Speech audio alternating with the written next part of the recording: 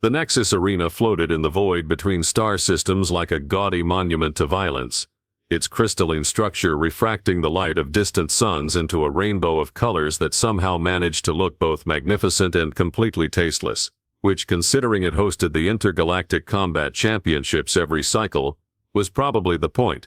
Nothing said legitimate sporting event quite like a stadium that looked like someone had crossed a disco ball with a medieval coliseum and then launched it into space. Inside this architectural fever dream, representatives from 47 different species had gathered to watch beings pummel each other senseless for the entertainment of the masses, because apparently, no matter how advanced a civilization became, they never quite outgrew their appetite for watching someone else get their face rearranged. The Vorthak delegation occupied the premium viewing pods, their 6 arms gesticulating wildly as they placed increasingly ridiculous bets on their champion. These particular aliens had evolved from some sort of crystalline scorpion, which explained both their charming habit of clicking their mandibles when excited and their species' legendary temper.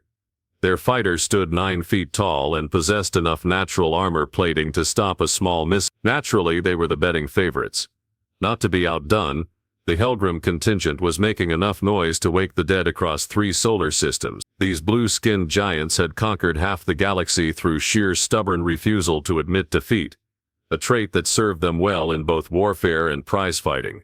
Their champion looked like someone had taken a mountain and taught it to throw punches. Then there were the Zynari, whose telepathic abilities gave them what most species considered an unfair advantage. They sat in serene silence, occasionally sharing what were probably very smug thoughts about how they were going to psychically crush their opponents' minds before the first punch was even thrown. The fact that mental manipulation was technically against tournament rules had never seemed to bother them much. The Kekton floated in their environmental suits, their gaseous forms rippling with what passed for excitement among beings who had no solid matter. Their fighting style involved temporarily solidifying parts of their anatomy into weapons, which was exactly as disturbing to watch as it sounded. And scattered throughout the arena were dozens of other species, each convinced that their particular evolutionary quirks made them the obvious victors. The insectoid Threx with their lightning reflexes, the rock-like Gornath with their impenetrable hides, the energy-based Luxari who could literally become light itself for brief periods. It was into this circus of cosmic ego that Earth had sent its representative. She stood 5 feet 6 inches in her combat boots, which made her roughly the size of a particularly ambitious house cat compared to most of her competition. Her dark hair was pulled back in a simple ponytail, and her hands were wrapped in the traditional cloth bindings of her homeworld's oldest fighting discipline. She looked, by galactic standards, laughably fragile. The betting pools reflected this assessment with brutal mathematical precision. The odds against the human were so astronomical that most bookmakers had stopped taking bets altogether, citing concerns about their clients dying of laughter-induced asphyxiation. "Look at that tiny thing," chittered a Vorthak noble, his translator badge rendering his words in flat mechanical tones. "Are we certain this isn't some sort of elaborate joke? Perhaps the humans have finally developed a sense of humor." The nearby Helgrim ambassador's booming laughter rattled the viewing pod's reinforced windows. Their species barely conquered their own moon. What could they possibly know about combat? This sentiment was echoed throughout the arena with varying degrees of amusement and outright scorn. The humans, after all, were the newest members of the Galactic Council, having been admitted more out of pity than any particular accomplishment. Their homeworld was a backwater rock in an unremarkable star system, and their technology was approximately 3 centuries behind the galactic standard. The tournament brackets had been arranged with typical galactic efficiency, which was to say with maximum potential for humiliation. The human had been placed against progressively more formidable opponents, ensuring that her inevitable defeat would provide adequate entertainment value. The first match was against a Kylorian warrior, whose species had been bred for combat over millennia of selective pressure. As the fighters were introduced, the arena's artificial atmosphere carried the sounds of alien laughter across the stadium. Translator badges worked overtime, converting various forms of amusement in something resembling universal mockery. The Kylorian flexed his 4 arms, each one thicker than the human's torso, and roared a challenge that made several smaller species instinctively flee their seat. The human simply stood there, rolling her shoulders and bouncing lightly on the balls of her feet. She looked almost bored, as if waiting for a particularly slow transportation pod to arrive. "Credits on the Kylorian lasting less than 30 seconds with her," announced a Threx noble, his compound eyes glittering with cruel anticipation. "You're being generous," replied his companion. "I give it 50. The referee, a neutral arbiter whose species had evolved past the need for physical violence, approximately 12 million years ago, floated between the combatants. His energy form pulsed with official authority as he recited the tournament rules in 17 different languages simultaneously. No weapons except natural ones, no lethal force unless absolutely necessary, no psychic interference, standard gravity and atmosphere maintained throughout, victory by knockout, submission or death. The last rule always got the crowd excited. As the referee's form shifted to signal the beginning of the match, the arena fell into that peculiar hush that comes just before anticipated violence. 47 species worth of bloodthirsty spectators leaned forward in their seats, ready to witness what they assumed would be the shortest fight in tournament history. The Kylorian charged forward with all the subtlety of a collapsing star, his massive frame covering the distance between fighters in 3 ground-shaking strides. His war cry echoed off the arena walls, a sound that had struck fear into enemy forces across a dozen worlds. The human waited until the last possible second, then did something that made absolutely no sense by any reasonable standard of combat logic. She stepped directly into his path. The collective intake of breath from 47 species created a small atmospheric disturbance that the arena's environmental systems scrambled to compensate for. This was it, they thought. The magnificent moment when reality reasserted itself and the presumptuous little primate learned her place in the galactic order. What happened next would be discussed in academic circles for decades, though most witnesses would initially assume they had hallucinated the entire sequence of events. But that particular revelation was still several seconds away, suspended in that crystalline moment when confidence met physics, and the universe prepared to deliver one of its more pointed lessons about the dangers of assumption. The human stepped into the Kylorian's charge with the casual confidence of someone ordering coffee, which was either the most suicidal thing the galaxy had witnessed in several millennia, or the most brilliant tactical decision since the Andromedans invented the hyperspace mine. The betting pools, naturally, were favoring the former interpretation. What the spectators didn't understand,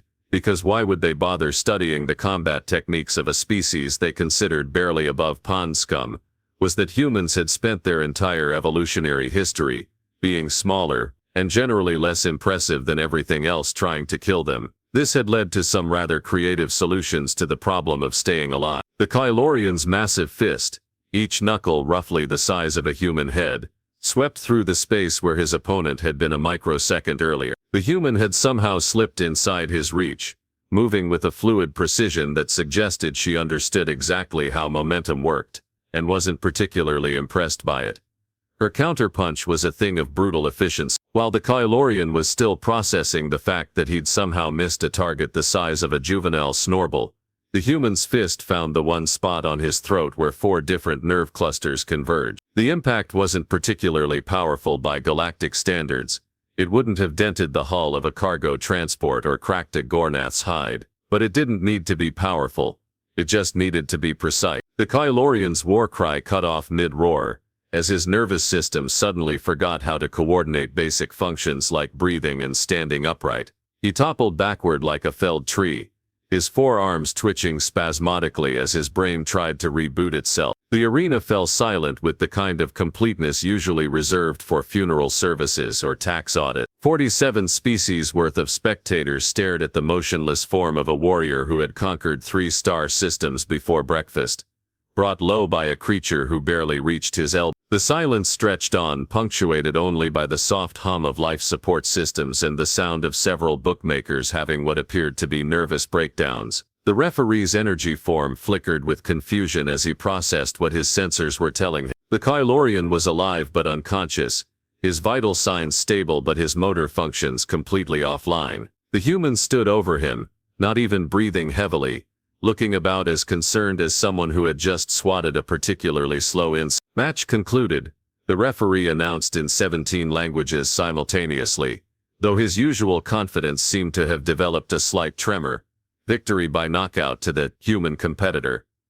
The words hit the arena like a small antimatter explosion. In the premium viewing pods, several species representatives began what could charitably be called aggressive renegotiation of their previous opinions. "Impossible," muttered the Vorthak noble, his mandibles clicking with agitation. "The statistical probability of such an outcome was apparently higher than we calculated," interrupted his aide, who had the uncomfortable job of updating their species threat assessment database in real time. The Helgrim ambassador had stopped laughing entirely, his blue features darkening to a shade that suggested either deep thought or impending violence. "Run a full tactical analysis on that technique. I want to know exactly how she did that." Throughout the arena, similar conversations were taking place in 45 different languages. The Xenari had gone from serene confidence to what appeared to be telepathic panic attacks. The Threks were frantically updating their combat algorithm. Even the Kiktin had stopped their lazy floating and were studying the human with something approaching professional interest.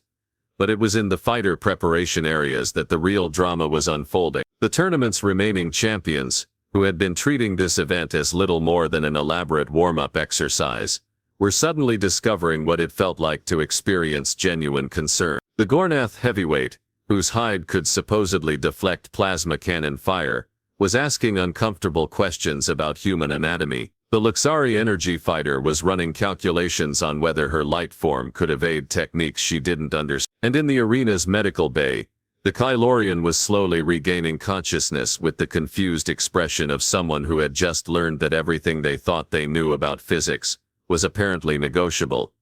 "What happened?" He groaned in his native tongue, which his translator badge helpfully rendered as a series of bewildered grunts. The medical technician, a healer whose species had perfected the art of delivering bad news with clinical detachment, consulted his diagnostic. "You were defeated by a precision strike to your neural cluster. The human targeted a vulnerability that our pre-fight medical scans somehow failed to identify." The Kylorian's 4 eyes focused with difficulty. "But she's so size. It would appear is not the determining factor we previously believed it to be." Meanwhile, in the arena proper, the human was being escorted to the preparation area for her next match. The escort team, which had been expecting to carry out a stretcher case, found themselves struggling to maintain their professional composure, while walking beside someone who had just invalidated approximately 3,000 years of established combat theory. The betting pools were in complete chaos. What had been a sure thing was now looking suspiciously like the beginning of a trend, and trend analysis was something Galactic bookmakers took very seriously indeed. Emergency meetings were being called, risk assessments were being frantically revised. Several major gambling establishments were quietly liquidating their positions before the other shoe dropped. Because if there was one thing the galaxy had learned over its long and violent history, it was that when something impossible happened once, it had a disturbing tendency to happen again. The human's second opponent was a Thexian blade dancer, whose species had elevated martial arts to something approaching religious experience. They were graceful, deadly, and possessed reaction times that made hummingbirds look sluggish. The Thexian had watched the previous match with the focused attention of a professional, and had come to the unsettling conclusion that perhaps humans were more dangerous than their primitive appearance suggested. This was the kind of tactical adaptation that had allowed the Thexians to survive in a galaxy full of bigger, stronger species. It was also exactly the kind of thinking that was about to make the next match considerably more interesting than anyone had originally planned. As the arena prepared for round 2, the atmosphere had shifted from casual entertainment to something approaching genuine sporting tension. The laughter had died away, replaced by the focused attention of beings who were beginning to suspect they might be witnessing something historically significant.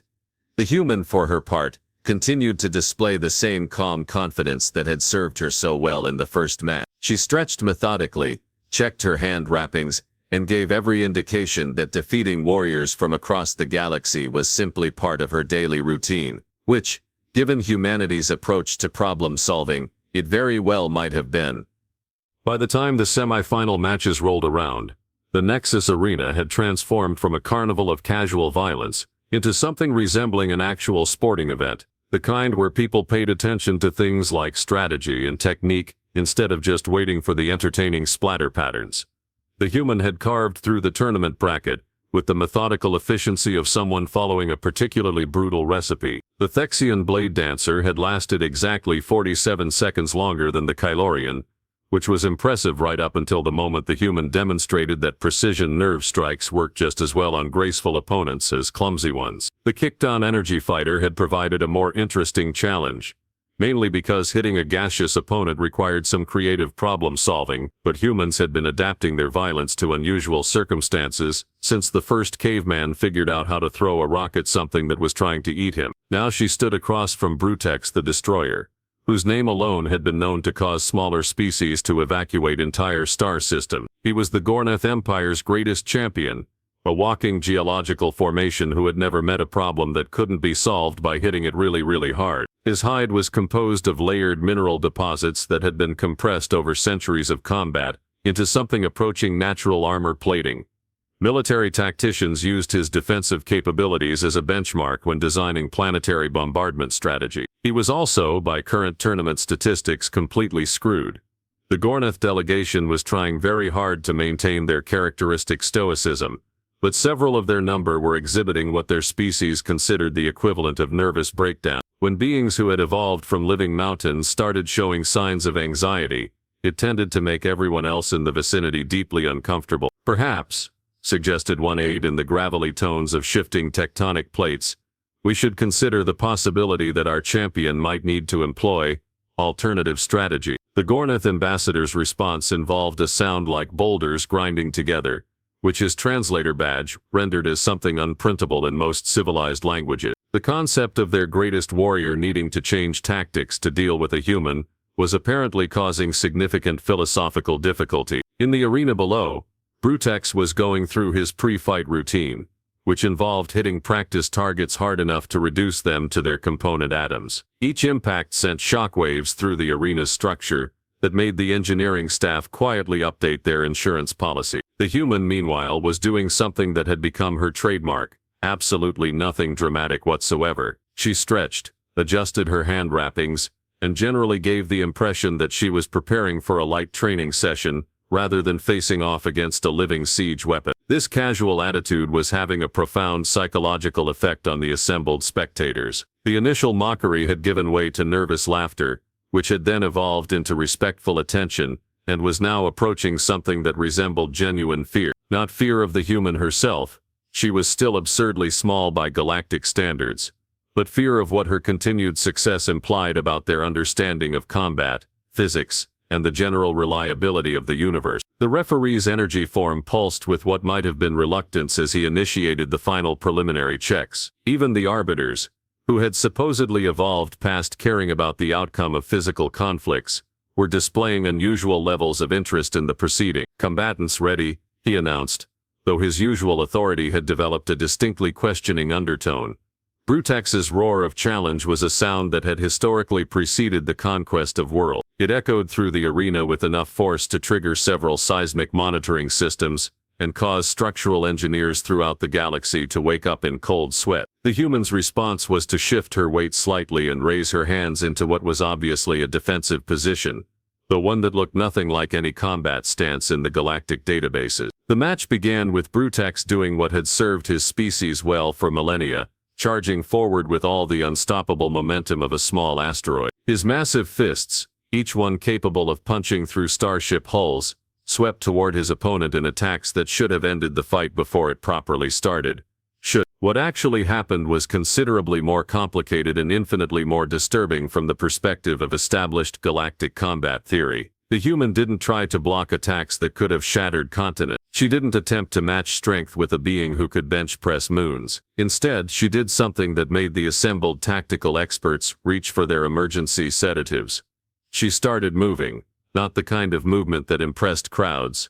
No flashy acrobatics or dramatic leap, just pure functional economy of motion that turned Brutex's overwhelming advantages into massive liabilities. Every punch he threw left him slightly off balance. Every charge committed him to a trajectory she was no longer occupying. Within 30 seconds, the destroyer of worlds was fighting shadows, while his opponent methodically dismantled his defenses with surgical precision. The turning point came when Brutex, frustrated by his inability to land a single blow, attempted his species' signature finishing move, the avalanche strike, a devastating attack that had literally reshaped planetary surface. He gathered his considerable mass and launched himself in an attack that would have reduced most opponents to fine particulate matter.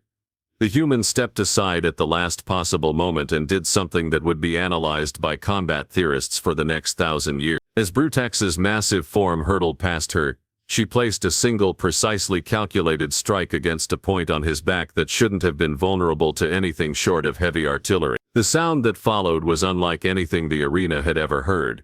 The geological equivalent of a scream as Brutax's nervous system suddenly forgot how to maintain structural integrity. The great champion crashed into the arena wall with enough force to register on seismographs 3 star systems away, then slumped to the floor in a cascade of loose stone and unconscious despair. The silence that followed was so complete that several species began checking their atmospheric processors to make sure they hadn't suffered catastrophic failure. The human stood in the center of the arena, not even breathing heavily, looking at the fallen mountain of her opponent with the same expression someone might wear after completing a mildly challenging crossword puzzle. 47 species worth of spectators sat in stunned contemplation of the fact that everything they thought they knew about anything was apparently open to radical reinterpretation.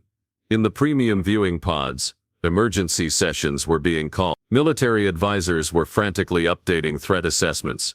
Diplomatic corps were quietly beginning to draft significantly more respectful communication protocols for future interactions with Earth. Because if a single human could systematically dismantle the galaxy's greatest champions using nothing but precision and an apparent understanding of anatomy that bordered on supernatural, then perhaps it was time to reconsider humanity's position in the cosmic pecking order. The final match was set, human versus Nexareth, the Eternal, the Vorthak Empire's ultimate warrior, and the tournament's reigning champion for the last 17 cycles. He had never been defeated, never been seriously challenged, and had grown so bored with victory that he had taken up philosophy as a hobby. He was also, at this particular moment, experiencing what his species called the clicking of deep concern, which involved rapid mandible movements and an urgent need to reassess one's fundamental assumptions about reality. The galaxy held its collective breath, and prepared for what was shaping up to be either the most anticlimactic championship match in history, or the most terrifying demonstration of human capability ever witnessed. Either way, the laughter had stopped completely. The final match of the Intergalactic Combat Championships was preceded by the kind of ceremonial pageantry that usually accompanied the signing of peace treaties or the coronation of Galactic Emperor, which was appropriate considering that the outcome was likely to reshape diplomatic relations for the next several centuries. Nexareth the Eternal stood in the arena's center like a monument to violence perfected. 17 cycles of undefeated championship had transformed him from merely dangerous into something approaching a force of nature. His crystalline carapace reflected the arena's lights in patterns that hurt to look at directly, and his 6 arms moved with a fluid coordination that suggested he had long ago transcended the normal limitations of physics. He was also, for the first time in living memory, genuinely worried. The Vorthak champion had spent the previous hour reviewing every second of the human's fights, analyzing her techniques with the focused attention of someone whose continued existence depended on understanding exactly how she made the impossible look routine. What he had discovered was both fascinating and deeply disturbing. The human didn't fight like someone trying to win. She fought like someone solving a series of increasingly complex engineering problems. Every opponent had been taken apart with the methodical precision of a master craftsman disassembling a delicate mechanism. No wasted motion, no unnecessary force, just pure functional efficiency applied to the art of making other beings lose consciousness. It was, by Vorthak standards, absolutely beautiful and completely terrifying. The human entered the arena to a silence that spoke volumes about how radically the galactic perspective had shifted over the course of a single tournament. Where once there had been mocking laughter, now there was the focused attention of beings trying to understand whether they were witnessing the emergence of a new apex species, or simply the most elaborate fluke in recorded history. She looked exactly the same as she had in her first match, calm, focused, and utterly unimpressed by the circumstances.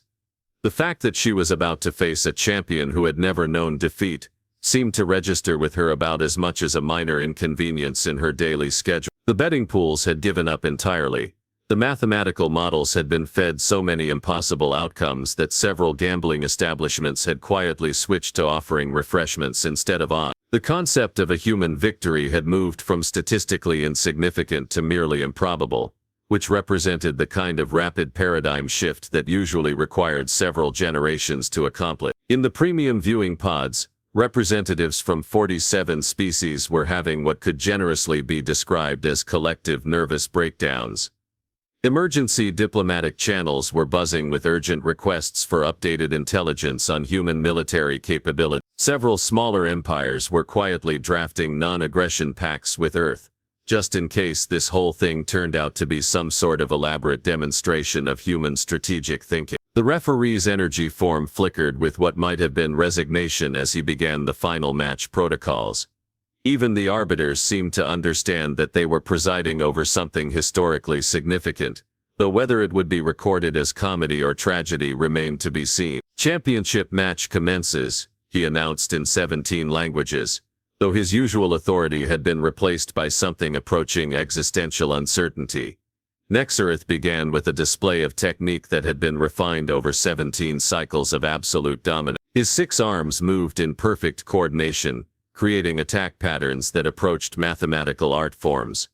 Each strike was precisely calculated to exploit known weaknesses in humanoid anatomy, delivered with force levels that could crack planetary bedrock. It was magnificent, devastating, and completely ineffective. The human had apparently spent her brief preparation time studying Nexareth's fighting style with the same analytical approach she had applied to all her previous opponents. She moved through his attacks like water flowing around stones, never quite where the strikes were intended to land, always positioned to turn his advantages into exploitable weaknesses. The match settled into a rhythm that was simultaneously beautiful and deeply unsettling to watch. Nexareth would unleash combinations that should have ended the fight instantly, only to find himself striking empty air while his opponent repositioned for her next analytical probe of his defenses. It became clear that the human was doing something that no previous challenger had ever attempted. She was learning Nexareth's patterns in real time, building a tactical model of his capabilities with each exchange. Every attack he threw gave her more damage. Every defensive maneuver revealed more about his limitations. The Vorthak champion began to experience something that 17 cycles of undefeated success had not prepared him for. The growing realization that he might actually lose. This revelation triggered what his species called the spiral of escalating desperation, a psychological state that historically preceded either spectacular victory or catastrophic defeat. Nexareth's attacks became more aggressive, more varied, more creative, and consequently, more predictable to an opponent who was treating the entire fight as an exercise in pattern recognition. The end, when it came, was almost anticlimactic in its simplicity. Nexareth, driven by 17 cycles worth of muscle memory and increasing panic, attempted his signature finishing move, the 6-point convergence, an attack that brought all of his limbs to bear on a single target with enough coordinated force to shatter small moons. The human waited until the last possible microsecond, then did something that would be debated by tactical analysts for millennia. She stepped not away from the attack but directly into it, moving through a gap in the convergence that existed for exactly 0.3 seconds, and required positioning accurate to within millimeters. Her counter-strike was delivered with the same precise efficiency that had characterized all her previous victory. A single punch, placed with surgical accuracy against a nerve cluster that Vorthak anatomy experts swore was impossible to reach from that angle. Nexareth, the eternal, undefeated champion of 17 cycles, greatest warrior in Vorthak history, crumpled to the arena floor with the confused expression of someone who had just discovered that the laws of physics were more like guidelines than actual rules. The silence that followed was so profound that it achieved its own gravitational field. 47 species worth of the galaxy's most advanced civilizations sat in stunned contemplation of the fact that a human, a member of a species they had collectively dismissed as barely evolved primates, had just systematically dismantled their greatest champions using nothing but precision, timing, and an apparently supernatural understanding of anatomy. The human stood over her fallen opponent, Not celebrating, not gloating, just looking slightly satisfied with a job well done. She might have been completing a routine maintenance procedure on a piece of familiar equipment. In the premium viewing pods, emergency sessions were already being called. Military strategists were frantically revising their threat assessments. Diplomatic corps were drafting significantly more respectful communication protocols for future interactions with humanity. Because if a single human could do this to their greatest warriors, using techniques that seemed to violate everything they understood about combat physics, then perhaps it was time to seriously reconsider Earth's position in the galactic hierarchy. The referee's energy form pulsed with what could only be described as bewildered authority as he made the announcement that would echo through diplomatic channels for generations. Championship concluded. Victory to the human competitor. New intergalactic champion. The words hung in the arena's artificial atmosphere like a small antimatter explosion, causing several species to begin immediate reassessment of their fundamental assumptions about the nature of strength, strategy, and the apparently flexible relationship between size and effective. As the human was escorted from the arena now with considerably more respect than had been shown during her entrance, the galaxy began the long process of adjusting to a new reality. A reality where the species they had been casually dismissing as harmless primitives had just demonstrated that evolution on Earth had apparently taken some very interesting approaches to the problem of survival. The laughter that had greeted her first appearance was now nothing but an embarrassing memory, replaced by the kind of respectful silence usually reserved for natural disasters and tax audit. And somewhere in the depths of space, Earth's other representatives received a simple message that would change the course of galactic history. Mission accomplished. They're taking us seriously now. The universe, as it turned out, had a sense of humor after. It just wasn't the kind that anyone had expected.